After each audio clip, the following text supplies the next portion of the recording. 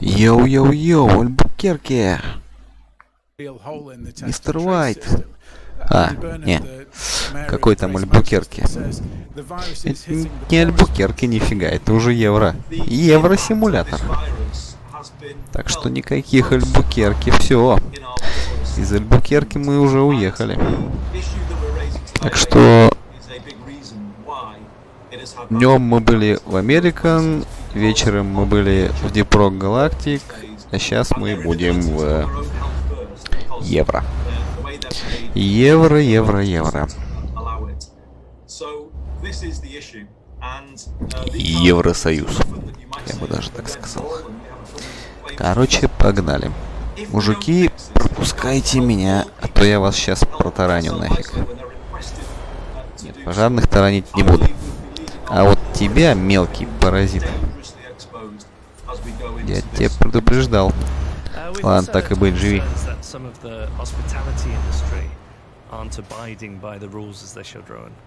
I mean, this is somewhat anecdotal, but it was clearly something that was on Andy Burnham's mind. At the moment, venues are meant to take contact details of people when they go into them. That's nationwide. But also, in Greater Manchester, parts of Lancashire, parts of West Yorkshire, you are not meant to go into a pub or a restaurant with anybody who isn't a member of your immediate family or your support people. And the problem is, Andy Burnham says, the evidence is that pubs and restaurants are not doing either. They're not making sure that these are just single-person households, and they're also not taking contact details. And he described that as another gap in the defences against COVID-19. And he also warned the hospitality sector that if things didn't improve, then there is a real risk that they are going to get shut down in September in order to allow schools to open. And they say they will be taking more enforcement action to try and deal with the problem. But clearly the police cannot be everywhere all the time, and they are relying on people's goodwill and better natures to actually work as the system should. All right, Rowan, I want to bring in Len Jr., who's a self-employed taxi driver in Middlesbrough. Len, you've already had to Кстати, какого я тут уровня? 24. You can't work from home while you're Отлично. So, can you talk us through your COVID experience? Это очень хорошо. Потому что скоро я тогда смогу покупать вообще все грузовики и не буду не ограничен ни в чем, ну разве только что в деньгах, которые заработать здесь очень легко. Ну как легко? На это, как и на все, требуется время, но для этого не нужно убивать толпы врагов и что-то такое еще делать. Нужно просто тихо, мирно отвезти груз. Мужики, пропускайте меня. Иначе я вас всех растолкаю и распихаю. И держите, мать вашу, так дистанцию. Будьте людьми. Тихо. О. Все, погнали. Я пока иду на маленькое расстояние, потому что я хочу открыть как можно больше городов. И как можно больше кадровых агентств. И вот этого всего прочего продукта. Короче, мы в Италии не в самом низу сапога, но где-то уже там как-то где-то что-то в середине, что ли. Где-то примерно, да, мы где-то около колена сапога Италии. Италия.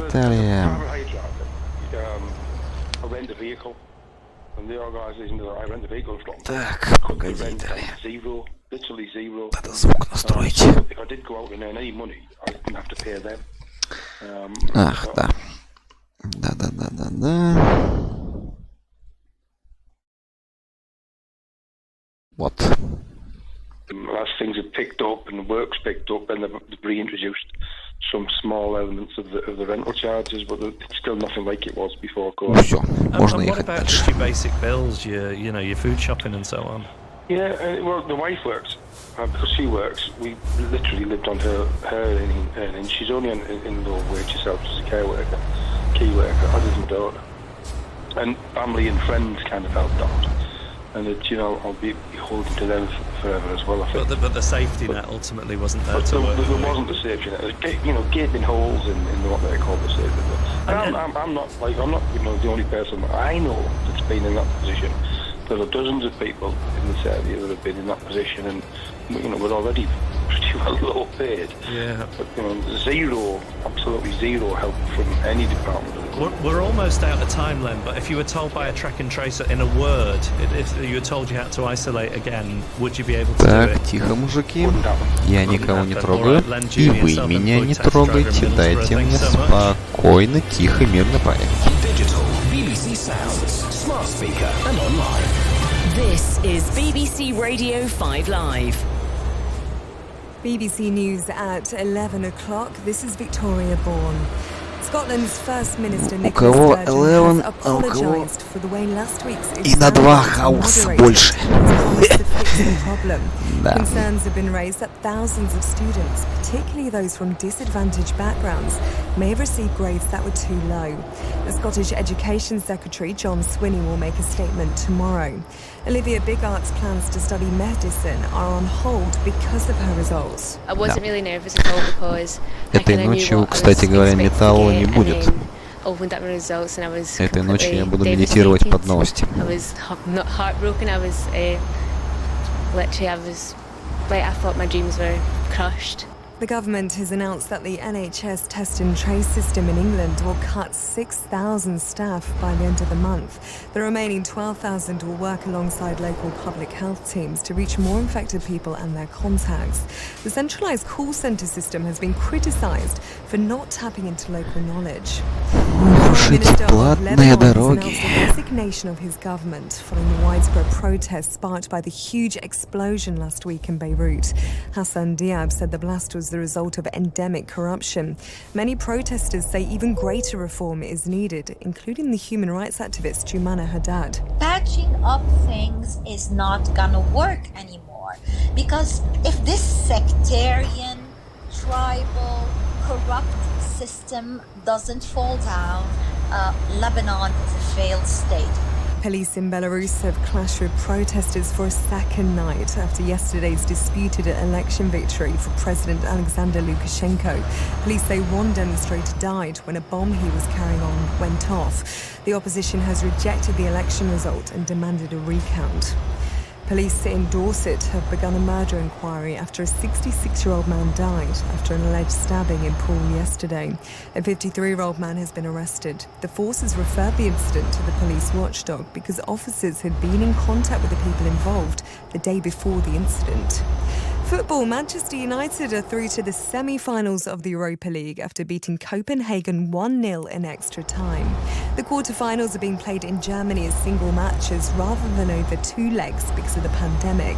England's women's manager, Phil Neville, was watching and says it was the right result in the end. The struggle at times was lack of quality in particularly the first 75-80 minutes of the game, but then in that first period of extra time, United came alive. Martial, Mata, Rashford won it for them with just a moment of brilliance that won the penalty, and then Fernandes sticks it away, and United probably deserved to go through.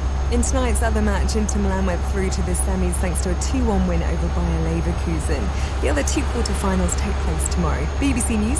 5 Live Breakfast. The government has said there's little evidence of coronavirus being transmitted in schools as it accelerates plans to ensure all children in England return to classrooms from next month. Jordan is a newly qualified teacher from Falkirk. Pupils return to Jordan's school from Wednesday this week. We're in for 2 days, so we had 2 service days to get used to everything. So, you know, it's all still very new and unknown. My school leaders and the council leaders have been very, very thorough, very detailed with their guidance. I was given a 15-page document, you know, just for my school. As far as that infrastructure goes, it feels more secure, but yeah, very apprehensive. 5 Live Breakfast, back tomorrow from 6.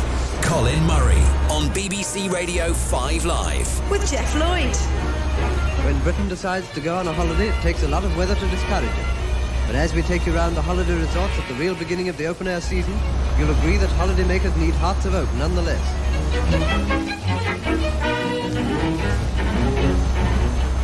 The spirit of England that has made us what we are gets a lot of blame, but it has made us a race of optimists, and a spot of sunshine can work a wondrous transformation. This is fantastic, isn't it? It's a bit of Pathé News footage from 1935, but almost it could have been from this weekend, apart from the fact that it didn't mention COVID-19. Oh, and keep listening, because there's a fairly dodgy line coming up from the reporter after they showed women in swimsuits drying themselves off. This is worth it. What you see on the beaches of Britain nowadays gives them quite a continental air. It makes young men old and old men desperate.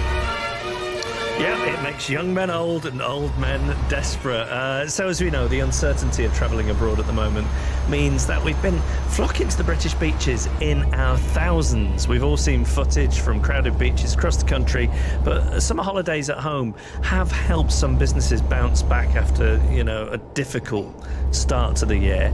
And tonight we want to celebrate the great British holiday experience by compiling a brochure featuring every quintessential element of a trip to the seaside. So what should be in there? I mean, I don't want to ruin it. I think you can have some fun thinking up what should be in there, but I'll throw in a kiss me quick hat, obviously, maybe a seagull stealing a pasty out of your hand. Want suggestions from you, please? 85058 or tweet us at BBC5Live. A couple have come in already. John in Binfield says the COVID queue outside the Chippy is definitely a new normal must. That was after a weekend in North Wales. John Galt, veteran of many a seaside holiday, currently in Aberdeen, says being unable to find the ruin stroke cave stroke secluded beach that a relative stroke guidebook stroke bloke in the cafe told you was a must-see. And I love this one. I don't know who it's from, but it says quintessential local residents scowling out of their window as a seaside visitor urinates into their front garden.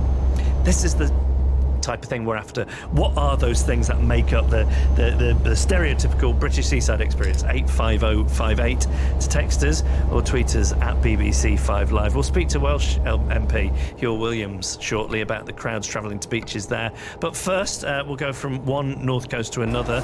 Daniela Morelli runs Morelli's Ice Cream in the seaside town of Portrush in Northern Ireland, and Patrick Langmaid is the owner of Mother Ivy's Bay Holiday Park in northern Cornwall. Good evening, most. Daniela, let's start with you. I mean, it's a Northern Irish institution, but for people who don't know, tell us a bit about Morelli's. What's the history? How long has it been around? What is it? Well, we've been around for 109 years, Jeff. Wow. During lockdown, it was the first time ever that you couldn't get a Morelli's ice cream on the north coast. Were people revolting? I don't know. I think it's just they were pretty.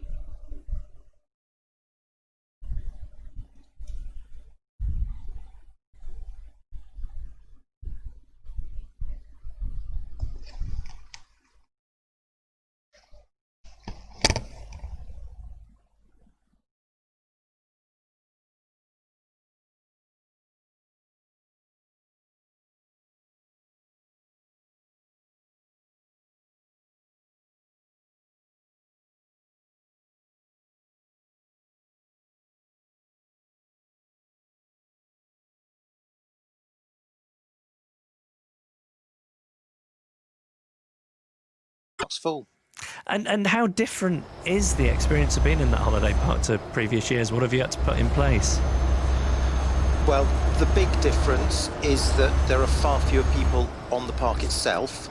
So we've got 1,000 fewer people. We've closed half our touring pitches for the whole of 2020 following the COVID pandemic.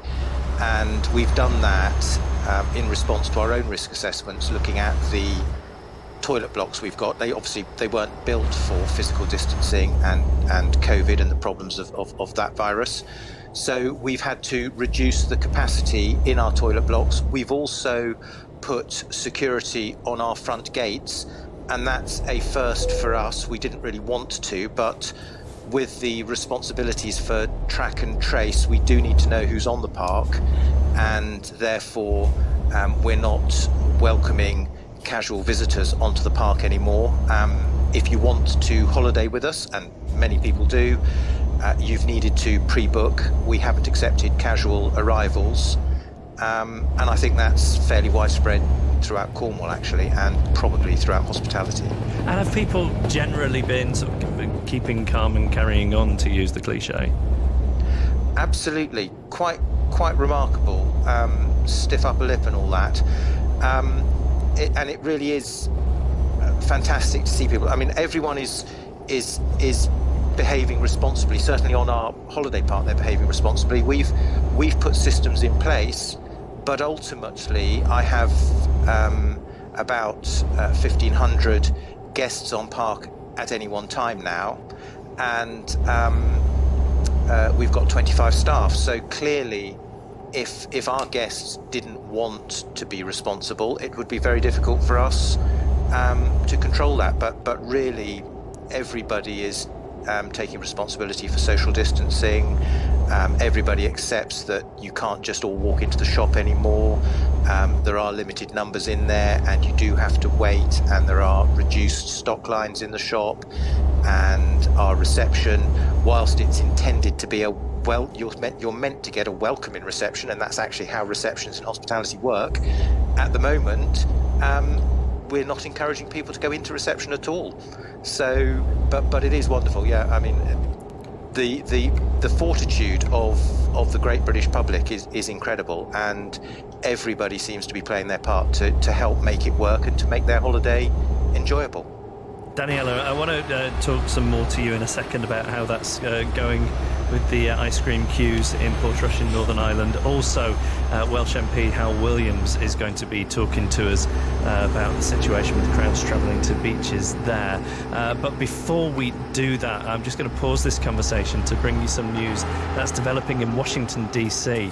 The White House is currently on lockdown after the Secret Service shot someone outside the building. President Trump's daily press briefing was interrupted when he was escorted off stage by security staff. And the S&P 500 and the Dow Jones are going to be, I mean, the way they're going, it looks like they're just about going to be topping records, hopefully soon. Excuse me?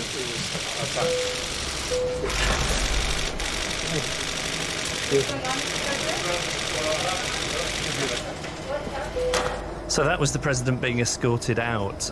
He did return a few minutes later. So thank you very much. Sorry for that. There was a shooting outside of the White House, and seems to be very well under control. I'd like to thank the Secret Service for doing their always quick and very effective work. But there was an actual shooting, and somebody's been taken to the hospital. I don't know the condition of the person. It seems that the person was shot by Secret Service. So we'll see what happens. And yeah, did you have something? No, there are no details. We just found out just now. It was outside of the White House, this area right over here. And they'll have details for you in a little while. Somebody is taken to the hospital. It seems that the shooting was done by law enforcement at that person, at the suspect. It was the suspect who was shot. And this just took place. A couple of people outside. I noticed a man named John Roberts, who you know very well. He reported that he heard shots. He was outside and he heard 2 shots. We don't know yet. We don't know. They're going to find out. Do you know if the individual said anything, sir? We don't know. No. We don't know that. Secret Service that did shoot this It suspect? seems to be, yeah. Where were you taking, Mr. President? Were you taking to the bunker? No, we're taking just out over to the Oval Office. Just told me when he came up, you pretty much saw it like I did. He said, "Sir, could you please come with me?" So you were surprised. I was surprised also. I think it's probably pretty unusual, but very, very professional people. They do a fantastic job, as you know.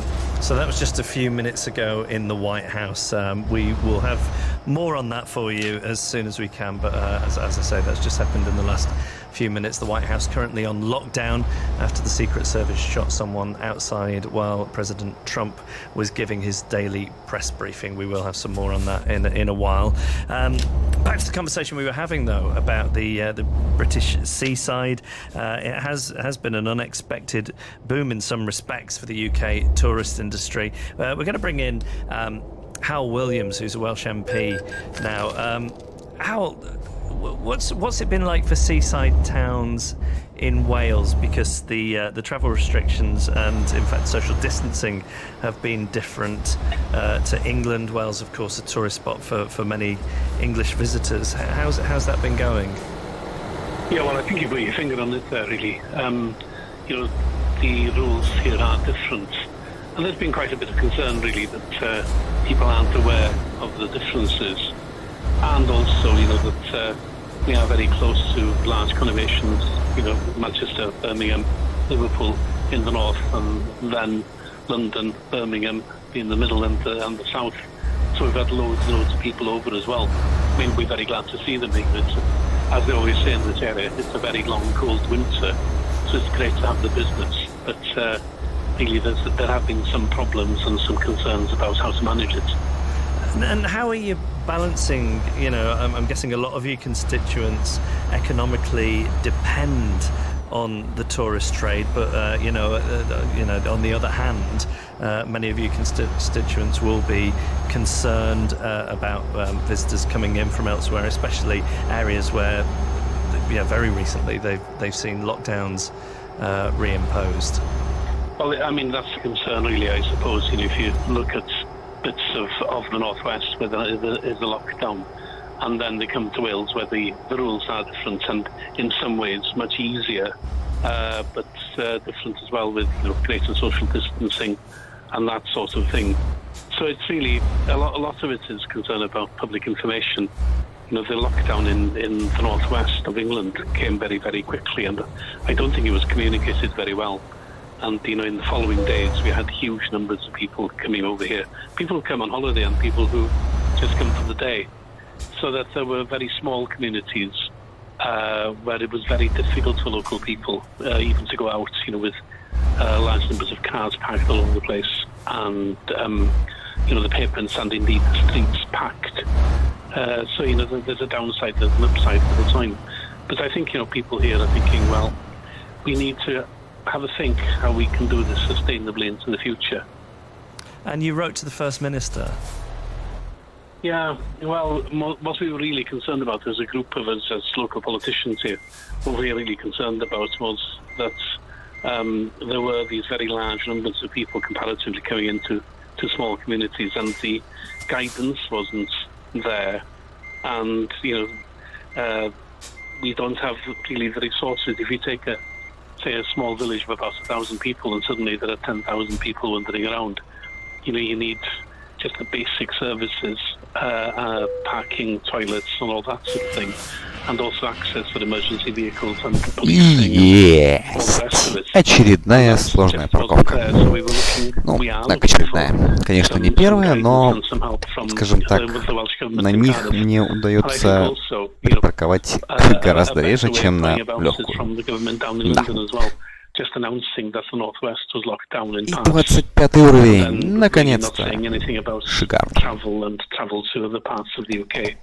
Don't think that's really good enough, So what you'd like to see is perhaps better communication from both the Welsh and the UK government, but also support in terms of resources.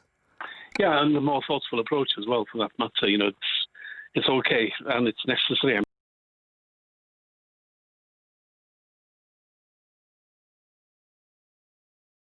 And it's not just the beaches here, of course. We're in the mountains in Snowdonia. We've had lots of problems with people packing all over the place and making it difficult for emergency vehicles to travel. So there have been quite a lot of efforts recently. For example, having park and ride off-site, so that if you're going into the mountains, you can park a bit far away and then take a bus up to the paths. We just need more of that, and perhaps a more thoughtful approach all around. Were the travel restrictions lifted too soon, do you think? We had a strange one in Wales. We had a 5-mile travel restriction, which is okay if you're living in central London or if you're living in Cardiff or whatever. But 5 miles in the countryside it's like popping next door basically. So that really didn't apply very effectively, and then there was a bit of confusion as to how in fact it was going to be applied. Then you have the travel restrictions about why you should travel. Is it okay to travel 80 miles or 100 or 200 miles to the beach, as we had about a month ago? We had people travelling up from London just to go for a stroll along the beach in Pembrokeshire. All of that was a bit confused, and it really didn't help us reopen our travel industry in the positive way that we'd like. Daniela Morelli, who is still with us, who runs Morelli's Ice Cream in Portrush in Northern Ireland. Daniela, the tourists you get in Portrush, are they from within the north of Ireland? Are they from elsewhere in the UK or elsewhere within Ireland or Europe? Yeah, I would say the majority are from Northern Ireland. We do get a lot up from Southern Ireland as well. Obviously, the borders are quite close. So, yeah, I've seen a lot of Southern registrations, a few English and a few Scottish accents as well. But mainly, I would say the majority is from Northern Ireland. And how different, with people coming from the south, how different have the restrictions been in the Republic? I believe some of their restrictions are a little bit tighter than ours. For instance, the fine for not wearing a face covering is €2,500, whereas in Northern Ireland it's £60, I believe. So yeah, I guess those guys have been used to it, and they were a little bit earlier than us locking down as well. So I think everyone's just used to checking out the different circumstances where you're going now, for it's normal. And are you finding that, if you say look at a queue of people wanting to get ice cream, do they know how to behave? Are they observing the social distancing? Do they understand the sort of 1 metre versus 2 metres and so on? Yeah, not always, because obviously a lot of our customers are kids and they're eager to get into the shop and pick their favourite flavour of ice cream. So, but what is the best-selling one?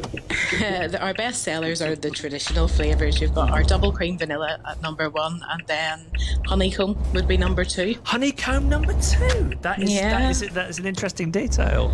We've got a sweet tooth here in Northern Ireland. What flavour does the connoisseur go for? Something like luxury caramelised hazelnut or Irish black butter. It's very popular. It's a new one. Irish black butter? Yeah, it's kind of made with spices and cinnamon and almost like treacle in colour, and we swirl that through our double cream vanilla. I just think you describing that ice cream has done wonders on national radio. Has done wonders for the Portrush tourist industry. How has the town fared generally? Has the summer been a tale of two cities, so to speak? Very quiet early on, and then a whole different ball game now. I guess up here on the coast we were a little bit later opening back up again after lockdown. For us personally, we kept our store takeaway, and it's been much easier to manage. We just felt that it wasn't. We couldn't socially distance properly, basically, so we made the decision to keep it takeaway, and it's worked very well because we allow 2 people in, or 1 family unit at a time. On the coast, I feel the majority of people that are here and staying are either people who have a caravan here or people who have a holiday home here, and then you get some day trippers as well, but it's nearly all local accents, so I don't think they're coming from further afield. And if you think about the next 12 months, do you think the tourist trade in Portrush will survive? Do you see businesses perhaps closing as a result of the pandemic and the aftermath of it? It's just so hard to tell at this moment in time. I mean, we're pretty happy with the way it's gone, considering we rely a lot here on events. There hasn't been one event all summer. There's also a very famous amusements in Portrush called Barry's. It's been there for years and it didn't open this year. So I think, given the circumstances, we're doing not too bad, considering. Patrick Langmaid is also with us, who runs Mother Ivy's Bay Holiday Park in Cornwall. Patrick, remind me, when we were talking before, did you say because of the restrictions, you're kind of your capacity is 40% down on what it would have been a year ago? We're operating at around 50% capacity. 50%. So will that? Have you sort of thought about how those numbers will work for you? I mean, maybe not in the long run, but if the situation was the same next summer, for example. Well, interesting. Looking at next summer, I mean, I've looked at my advance bookings ahead of this interview, and we've got incredibly loyal customers and incredible demand for next year. I mean, clearly people are thinking that there isn't going to be a solution to the pandemic, the virus, over the next 12 months, and they're looking at next year's holidays being staycations as well. So we're 40% up in our hire fleet in terms of advanced bookings this compared to this time last year.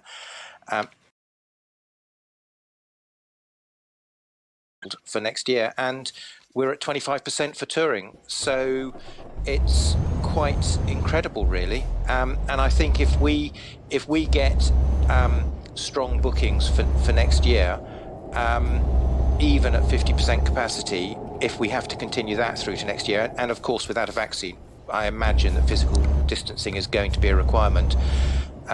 We will still survive. I mean, I'm not sure where. When people talk about Cornwall being full, I'm not sure where everyone's staying, because most businesses offering accommodation like me, campsites, will be operating at reduced capacity, and hotels and bed and breakfasts are operating at reduced capacity as well. So I'm not sure where everyone's staying. Do you in any way see that this is a turning point for people holidaying in the UK rather than travelling overseas? I think, and I'm hopeful, that we will win back business that's been lost over the years to the foreign holiday, the people going abroad. And I think, providing we're all in hospitality sensible with our pricing, and we don't just look to jack up prices to take advantage of a short-term situation, then I'm hopeful that we'll win new business. And I think the great seaside holiday around the coast of the United Kingdom, I think it'll go from strength to strength. Yes, I do. And Howell, obviously we've talked about the complications regarding the current situation and people visiting towns in Wales, and specifically your area of North Wales. But do you get any sense that this could ultimately lead to a return to a heyday of people holidaying in Welsh coastal towns and Snowdonia? Well, I certainly hope so. It's a crucial area of our economy. But also, I think, like a lot of other matters to do with the COVID crisis, I think we will be rethinking as to how we're going to do it. It used to be in this area, it's been lots of mums and dads and kids coming for a week's holiday at the seaside, particularly in places like Llandudno and Colwyn Bay, but that's also where I live down in the west. I think we'll be going for a different sort of tourism future. That sort of tourism has sort of died to death quite a long time ago anyway. What would that different tourism look like? Sorry? What would the different future tourism look like? I think we will be going for quality and perhaps fewer numbers, but also making use of the fantastic resources that we have in this area, sort of sea and mountains, basically. Well, it's lots of outdoor activities, to come along. Well, it's certainly a beautiful, beautiful part of the country. Thank you so much all for coming on. We had Daniela Morelli, and you've really whet my appetite with that black butter ice cream. I'm already thinking, how can I get to Portrush? It's Patrick Langmaid from Northern Cornwall, running Mother Ivy's Bay Holiday Park, and Hal Williams, Welsh MP. Thank you all. It's 29 minutes to midnight. On digital, BBC Sounds, smart speaker and online. This is BBC Radio 5 Live. And here's Katie Smith. Thanks. Scotland's First Minister Nicola Sturgeon has apologised for the way last week's exam grades were moderated and has promised to fix the problem. Concerns have been raised that thousands of students, particularly those from disadvantaged backgrounds, may have received grades that were too low. The Scottish Education Secretary John Swinney will make a statement tomorrow. The government has announced that the NHS test and trace system in England will cut 6,000 staff by the end of the month. The remaining 12,000 will work alongside local public health teams to reach more infected people and their contacts. The centralised call centre system has been criticised for not tapping into local knowledge. And the Prime Minister of Lebanon has announced the resignation of his government following the widespread protests sparked by the huge explosion last week in Beirut. Hassan Diab said the blast was the result of endemic corruption. On to sport now, and an extra time penalty from Bruno Fernandes has put Manchester United through to the last four of the Europa League.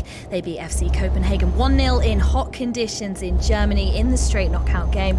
They'll now face Wolves or Sevilla in the semi-finals. Meanwhile, Inter Milan beat Bayer Leverkusen 2-1 in the other quarter-final tonight. Jadon Sancho is staying at Borussia Dortmund, and that is final. Well, that's according to the club's sporting director. Dortmund had given Manchester United until today to try and agree a suitable deal. The forward is their top target for the summer. Meanwhile, Premier League champions Liverpool have completed a long-term deal for Olympiacos left-back Kostas Tsimikas. It's a 5-year contract worth about £11.7 million. At the World Snooker Championship in Sheffield, defending champion Judd Trump trails 10-6 to Kyron Wilson in their quarter-final match. Meanwhile, Mark Selby leads Neil Robertson by 11 frames to 5 at the Crucible. And it was defeat for both Johanna Konta and Heather Watson on their return to the WTA Tour. It was straight sets defeats for both in Kentucky. Brand new on BBC Sounds. You came very close to her in Frankfurt. Dr. Rouge's company made billions of dollars from global investors. She called herself the crypto queen. But then she completely disappeared. How can this happen? I'm Jamie Bartlett, and last year I started my search for Dr. Rouge on the Missing Crypto Queen podcast. Now we're back with some big revelations. You must dig deeper. She paid for her freedom. You have to be careful. This looks like a cover-up. Don't miss the latest on the Missing Crypto Queen. Listen on the BBC Sounds app. Colin Murray, Monday to Wednesday nights on 5 Live. With Jeff Lloyd. Well, one experience that feels a million miles away at the moment is an old-fashioned, intimate music gig. But a new campaign to sign up big-name bands to small venues for one-off gigs has launched today. It's called Passport, Back to Our Roots, and it aims to raise money for grassroots venues. The organisers say that these won't be socially distanced gigs. They won't go ahead until COVID measures are dropped. So there are no tickets as such. People are being asked for a £5 minimum donation to enter a draw, and then when the dates are announced, names are going to be randomly chosen. So Elbow are involved in this, Everything, Slow Readers Club have all confirmed their involvement, as have a fantastic live act, Public Service Broadcasting. We're going to speak to Jay Wilgoose Esquire from the group. How does it feel to have... I was going to say a gig in the diary, but I mean, I guess it's not in the diary because, you know, where would you put it? You don't quite know when it's going to be. Yeah, it was weird. It was. I was saying to the organisers that how nice it is to be announcing a gig, but at the same time, you're not really, are you?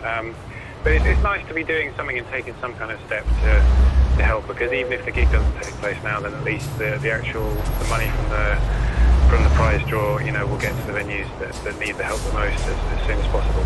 And what have you as a band been doing during lockdown and then the subsequent social distancing measures? Because, you know, your records are fantastic, but you are such a live act. You bring in all these visuals and different elements. What have you been doing for your fans during this time? Well, I think relatively speaking, we're in a fortunate position. We're doubly fortunate this year in that we hadn't actually planned to do very much, because we were supposed to be recording our next album and sort of coming back with that early next year and you know, looking forward to a busy 2021, but not so many gigs in the calendar for 2020. So we haven't had to change our plans too much, other than that we couldn't record our album as planned, and we're still trying to kind of work our way around that. But you know, for a lot of bands, for whom touring is a big part of their income, you know, of their way to earn a living with music, which is harder for more and more bands these days than it ever has been, I think. You know, it's been absolutely disastrous. But at the same time, I think, you know, without the venues there for bands to play in the first place, then, you know, it doesn't matter. It's kind of, you know, you can't put the cart before the horse, as it were. We need to make sure that the ecosystem around music is healthy first, and then build bands' health and success off the back of that. Talk to me about if you think about the way things are. I mean, how long have you been going now? I mean, I'm guessing it must be for 10 years, right? Yeah, 10 years since the first gig was last year, actually. Yeah. Right. So when you think back to those early days and the venues, which in some ways were the incubator for the band, which venues spring to mind? Well, that's the thing. You know, when we were asked if we'd be interested in doing this, I was trying to think of some of the venues we played in the early days, and so many of them have already closed because it's.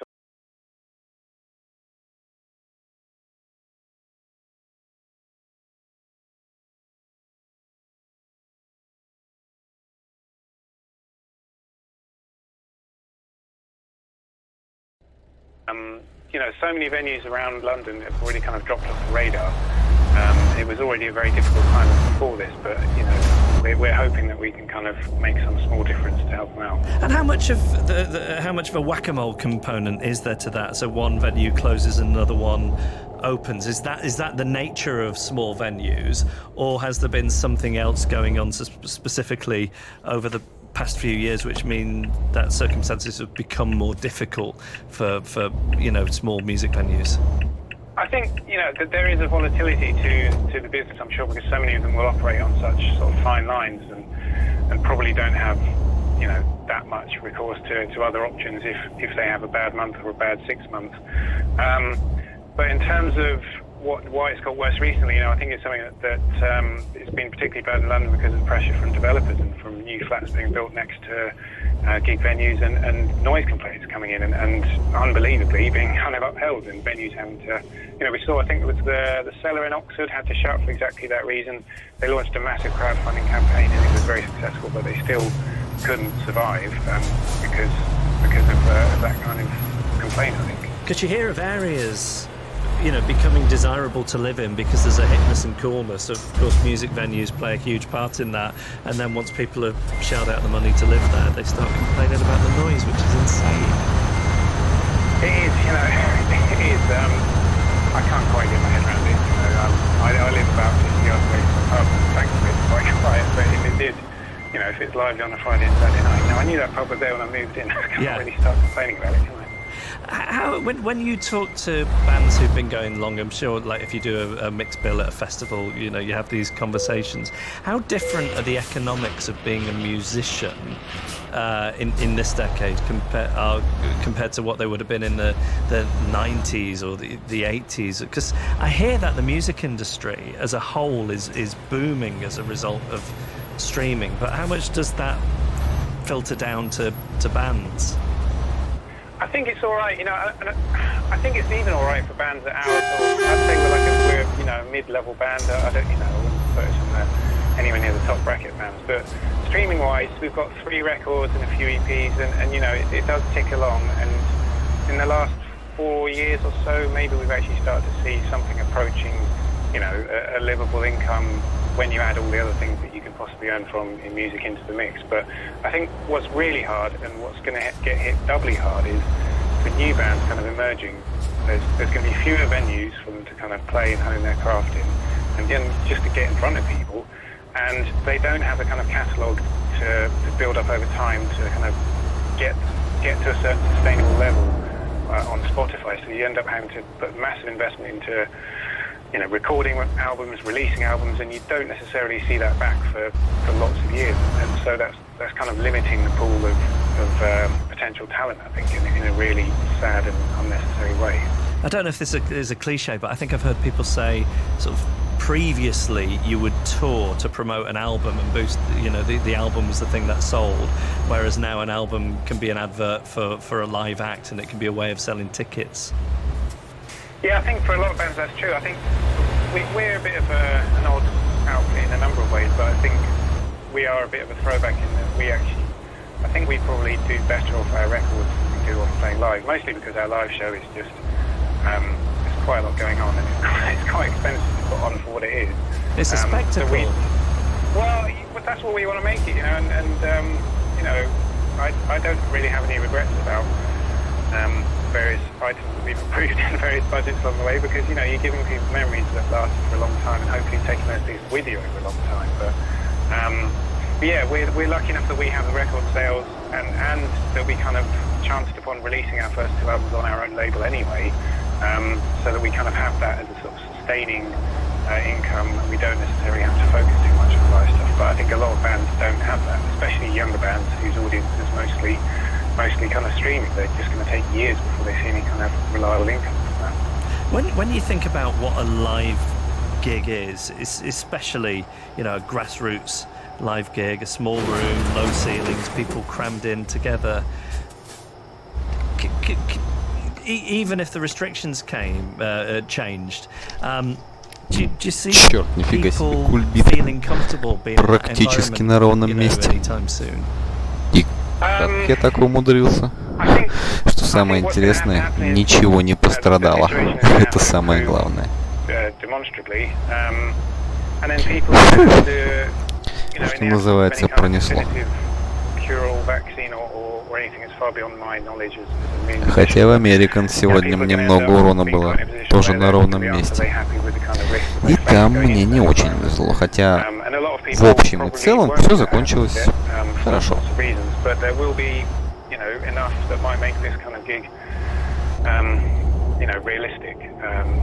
Possibly, but I think we would prefer to wait until anybody who wants to come to this gig feels comfortable to do so, rather than just limit it to people who, you know, might be a bit more carefree and a bit more risk-friendly, I suppose. And your gig, the one that you've signed up for, will be at the Amersham Arms in London. Is that somewhere you have a relationship with? Well, I have a relationship with it, and it's about 5 minutes down the road on the bus, so I'm quite keen on that. We never actually managed to play it on, you know, when we were kind of playing smaller venues for many years. I don't quite know why we missed that one off, because he'd played pretty much everywhere else, but I think this is a nice opportunity to, you know, to kind of tick it off our list, I suppose, of London venues, so looking forward to it. Well, all the best with it, and, you know, good luck to anybody who's shelling out a fiver or multiple fivers to try and get to see you public service broadcasting at a venue where, under normal circumstances, you'd be playing much bigger venues under normal circumstances. So it'll be a real treat when it does happen, as will these gigs by Elbow, Everything Slow Readers Club. Jay Wilgoose, Esquire from Public Service Broadcasting. Thank you. We're going to bring in Beverly Whitrick, who is a strategic director of the Music Venue Trust, which works to help grassroots music venues. It's also one of the organisations behind the campaign, and I spoke to her earlier and I asked her to take us through just how this campaign will work. The Passport Back to Our Roots programme has been designed along the lines of some other music prize draws that have happened in the past, and anybody who's interested in going to one of the gigs makes a £5 donation to the fund for that gig. For that £5 donation, they're in with the chance of winning a pair of tickets for that particular gig. So it's a massive prize draw, but rather than buying a raffle ticket, you're making a £5 donation. And you're choosing which act you want to see, and it's sort of like a ticket lottery to see that act. You just don't know when it will be.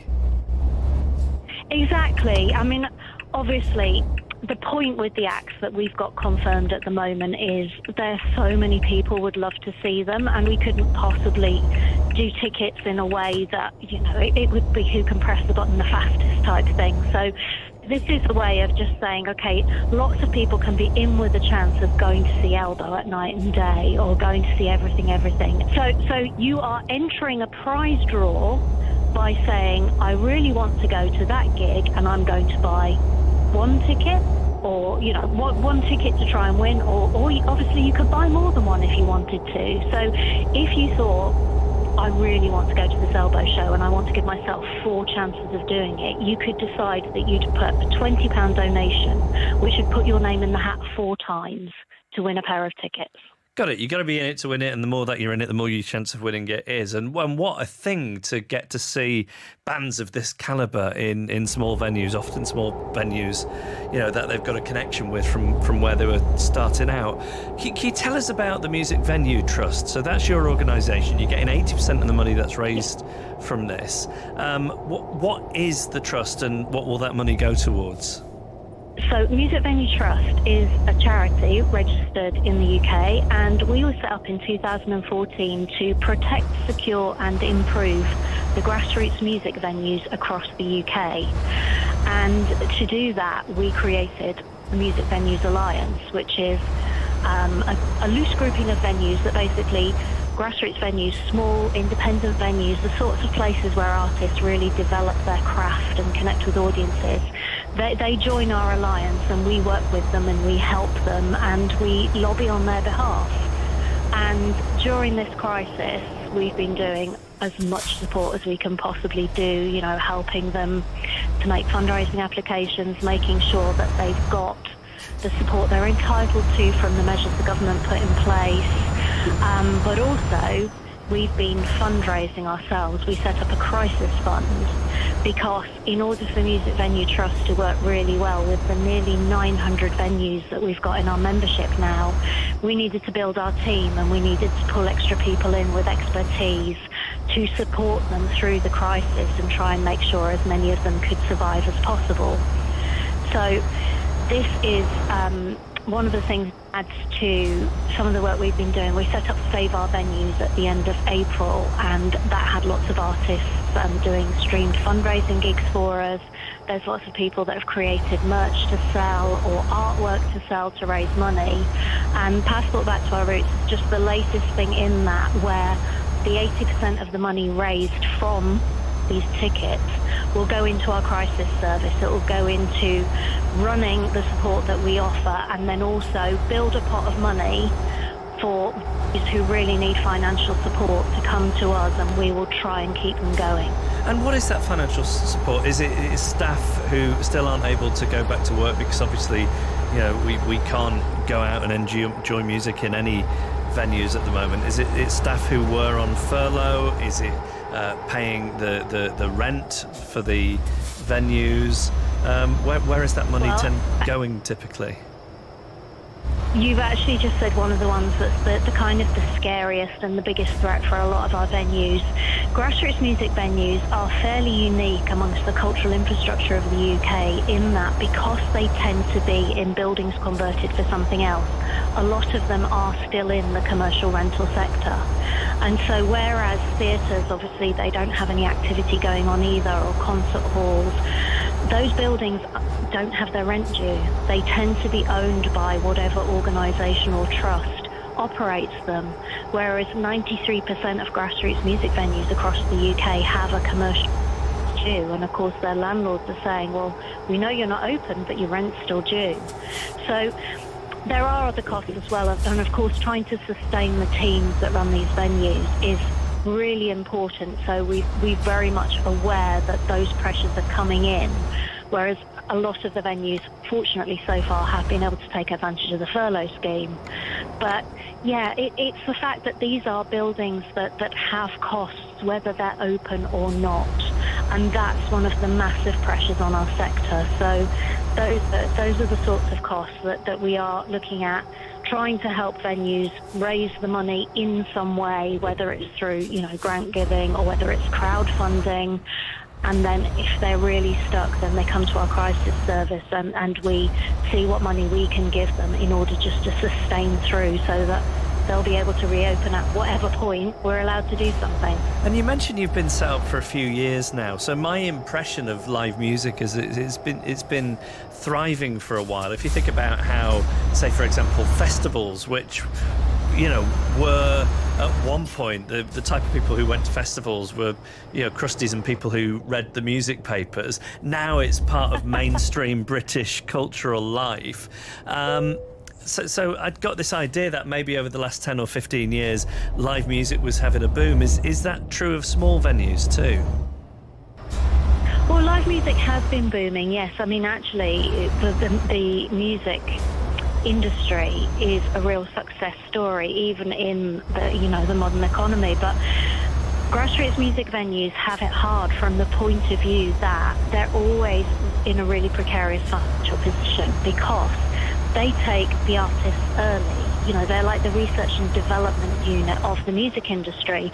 And a lot of the time, artists that might go on to be really successful could play in a grassroots music venue and bring an audience of 10 people. Are we talking about them being, these venues being research and development for the music industry, are we going to lose a generation of up-and-coming artists who won't get the chance to play anywhere? I think that's a question that none of us can really answer at the moment because, of course, we don't know how long these restrictions on live are going to go on. Certainly there are an awful lot of people trying to work out how we can keep some activity going and, trying to make sure that the whole infrastructure, the ecosystem is retained so that it can come back with real strength when the situation allows us, because of course nobody wants to put on events that endanger anyone.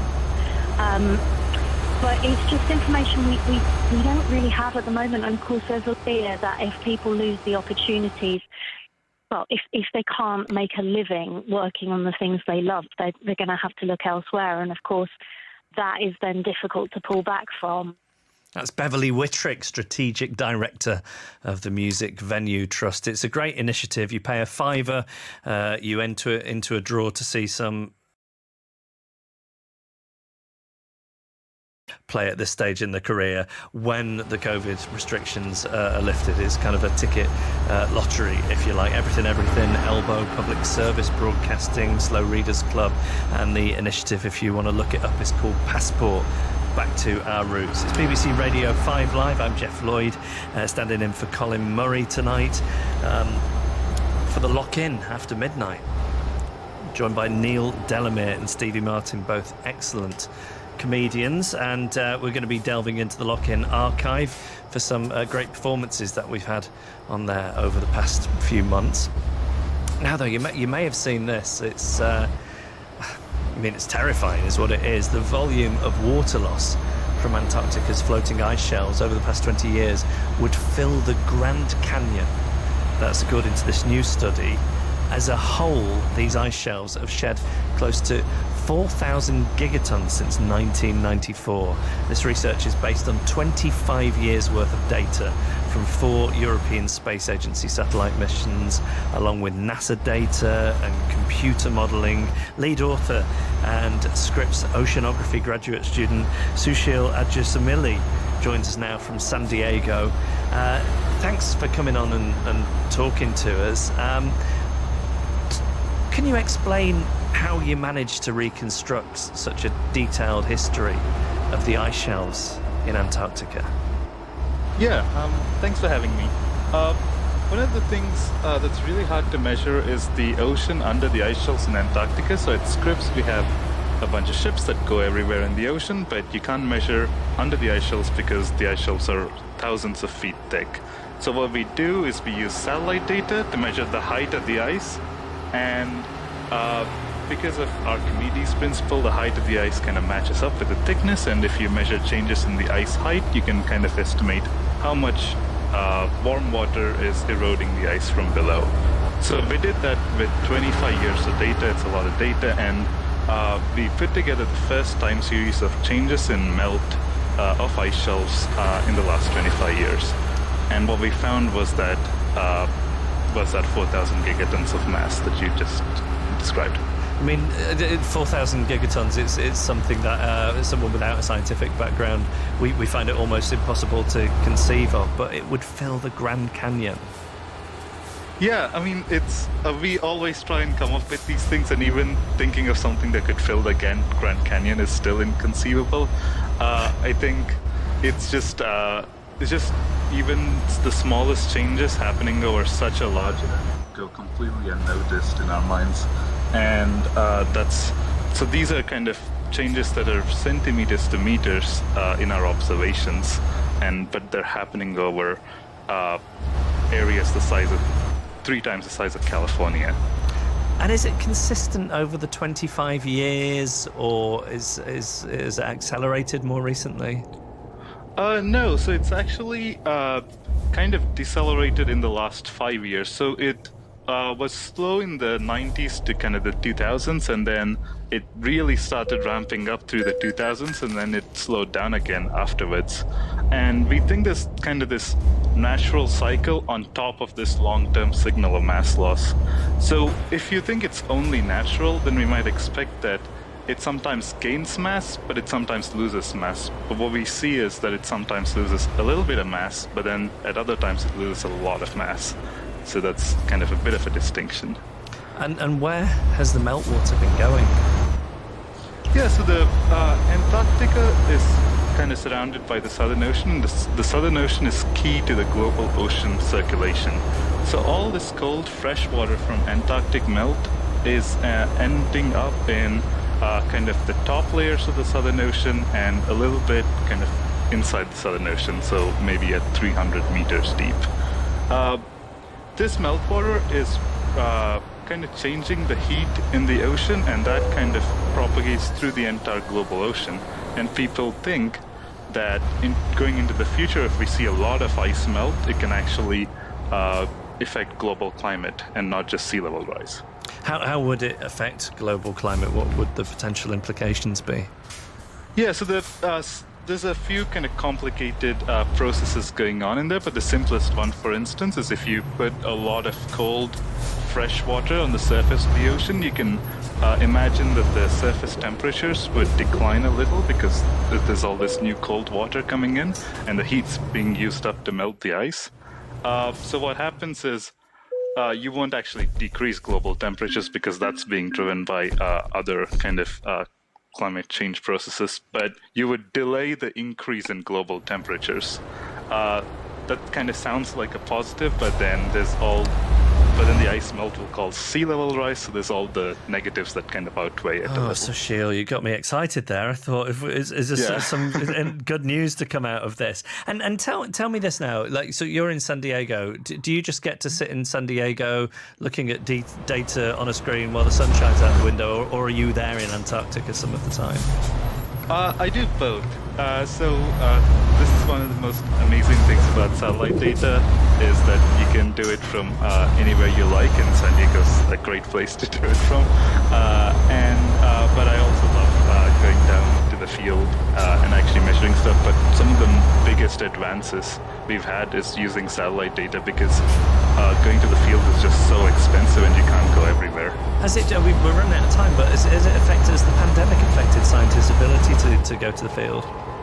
I think BBC's Jonathan Amos reported on that, and it has affected a lot of field programs that are going on this year, and hopefully they'll resume next year. Let's hope so. Well, thanks so much for coming on and telling us about the work you've been doing, Sushil Ajusamili from Scripps Oceanography, graduate student, and joining us from San Diego. Thanks for talking to us. And after midnight, we are opening up the lock-in with Stevie Martin and Neil Delamere. On digital, BBC Sounds, smart speaker and online. This is BBC Radio 5 Live. BBC News at midnight. This is Victoria Bourne.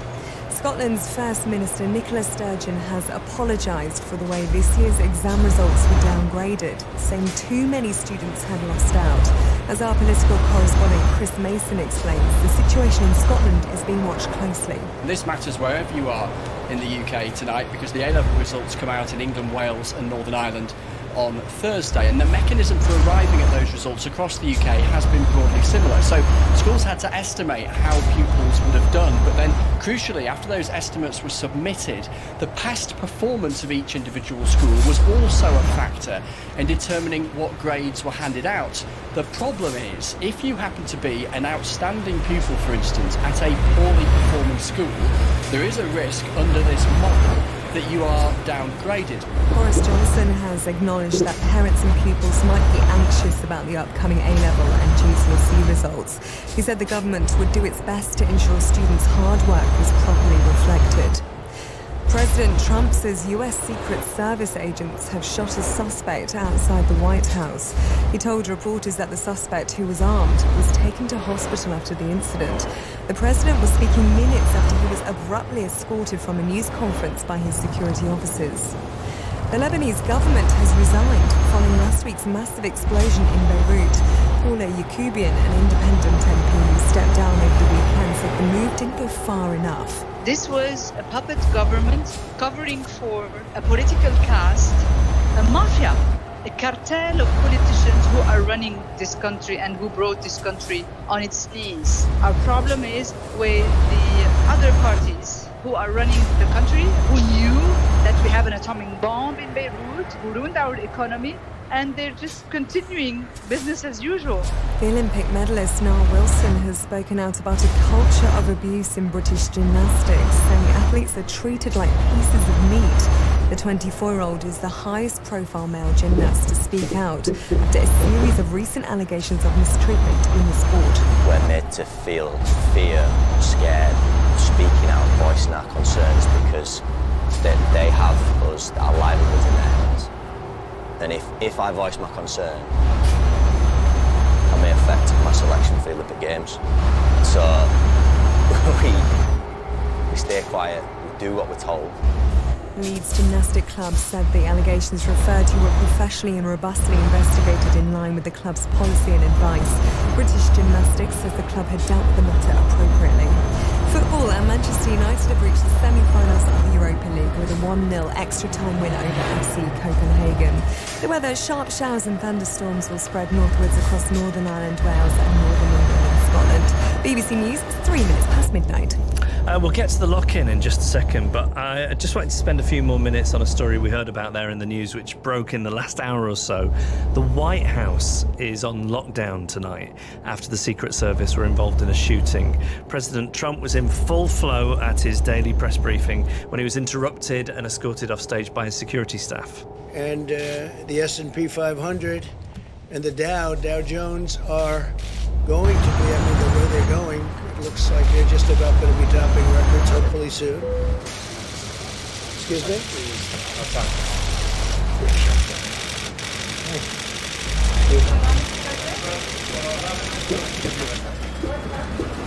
So that was the president being escorted out. He then returned a few minutes later. So thank you very much. Sorry for that. There was a shooting outside of the White House and seems to be very well under control. I'd like to thank the Secret Service for doing their always quick and very effective work. But there was an actual shooting, and somebody's been taken to the hospital. I don't know the condition of the person. It seems that the person was shot by Secret Service. We're going to speak now to Christian Daytok, who is senior White House correspondent for the Daily Caller. Christian was at the briefing. So we heard the audio there of what happened. Can you describe to us how that played out in the room, Christian? Certainly. So first off, as the president was delivering his opening remarks, we saw Secret Service come up to the doors of the briefing room. They locked us in. This is something that's happened before, so we sort of had an inkling of what might be coming. That being said, we obviously didn't realize that the suspect had been shot by Secret Service really just a block away from the White House. So this is one of the closer calls that I've seen, both in my career and then in recent memory, dating back to before my days at the White House. But it was a little confusing. All in all, the situation ended within about 10 minutes of the president leaving the briefing room and then returning and confirming that the suspect had been shot and taken to the hospital after the confrontation with Secret Service. How dramatic did that feel as it was happening? It was a little surreal. This was my first time being in one of these lockdown scenarios, but you just sort of put your head down and tweet what you hear. And I will say my phone was going off the ringer a little bit. My girlfriend and some family members were asking what was going on. But luckily, as soon as the president came back out, it was pretty apparent that the situation had ended. And in those 10 minutes, are you talking to other journalists? Are you looking at Twitter? Are there rumours going around about what has happened? Are you given any information by White House staff?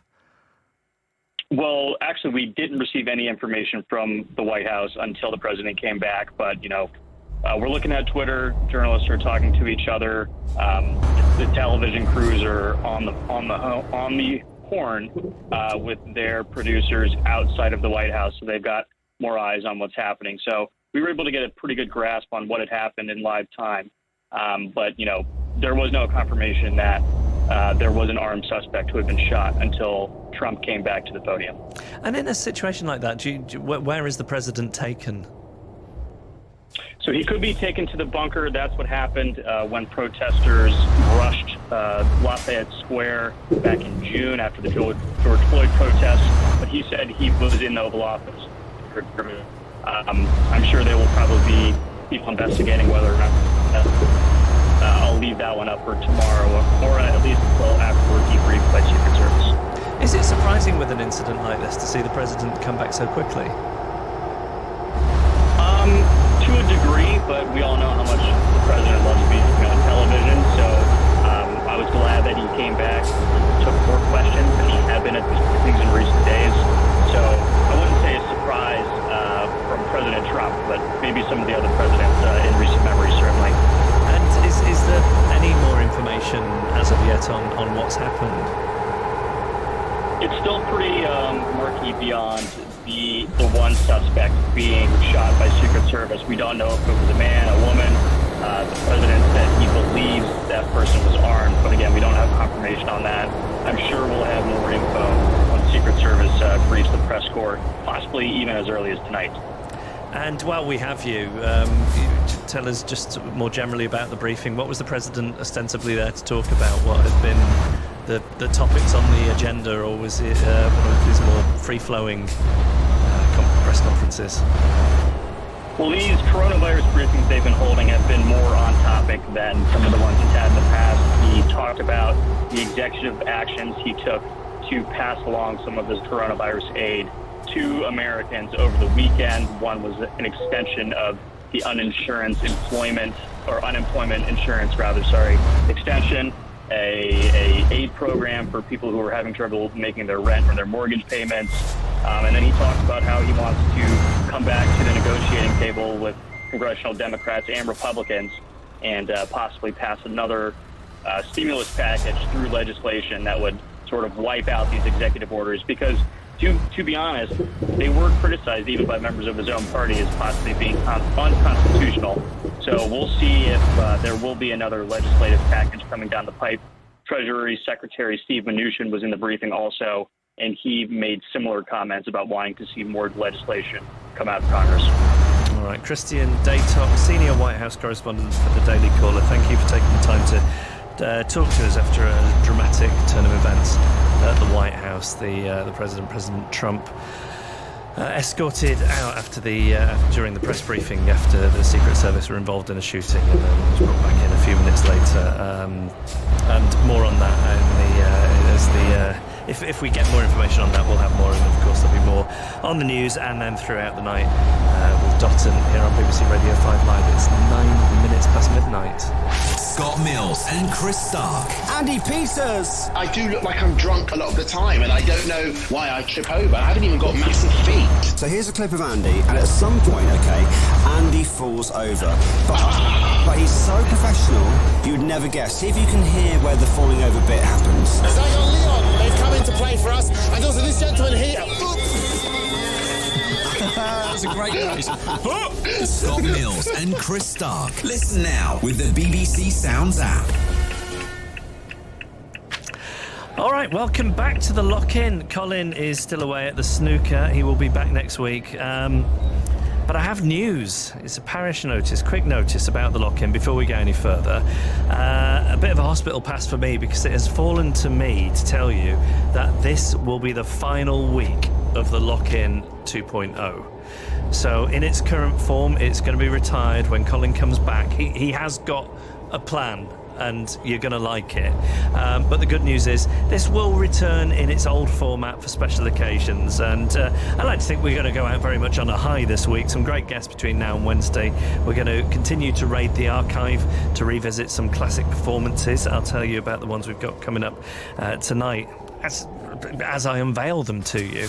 But great guests with me tonight. Writer and comedian Stevie Martin and lock-in regular Neil Delamere. Hello both.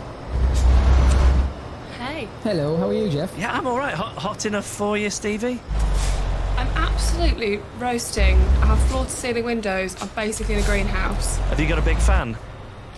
I've got a very tall tower fan that I'm calling Long Boy, and he's just firing like dust at me because I can't hold the hoover. So there we go. Well, you got a big fan, Neil. How big is your fan?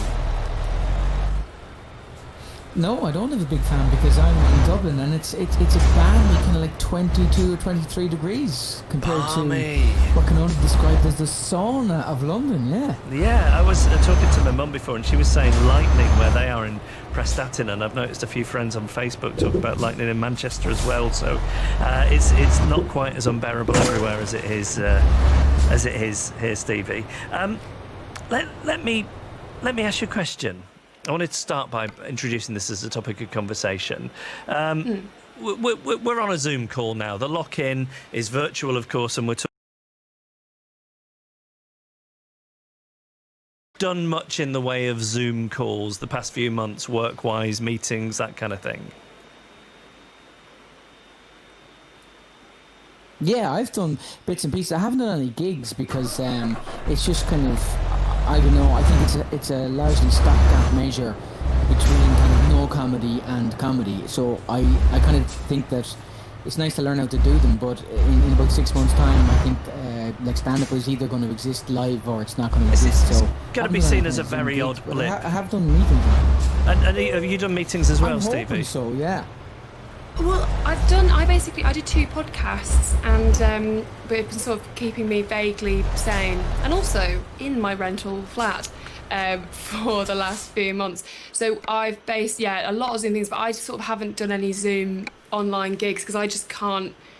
It just feels too weird and lacking in atmosphere. Well, I wanted to ask Oh. specifically about meeting etiquette because I had a work Zoom call with a couple of people earlier on, and one of them vaped throughout. That's not acceptable. It's not acceptable. Why is it not acceptable, though? He's in the comfort of his own home. I agree. As it was happening, I was thinking, Так, ну this что is ж, weird на behaviour. этом He's breaching я Zoom сегодня etiquette. заканчиваю, I can't put my finger потому что on уже what's хочу wrong with it. спать. It feels like cognitive dissonance. Завтра я продолжу, и я думаю, я объеду весь этот остров. А дальше, пожалуй, исследую весь нижний сапог Италии, ну, потому что тут надо все это закрывать.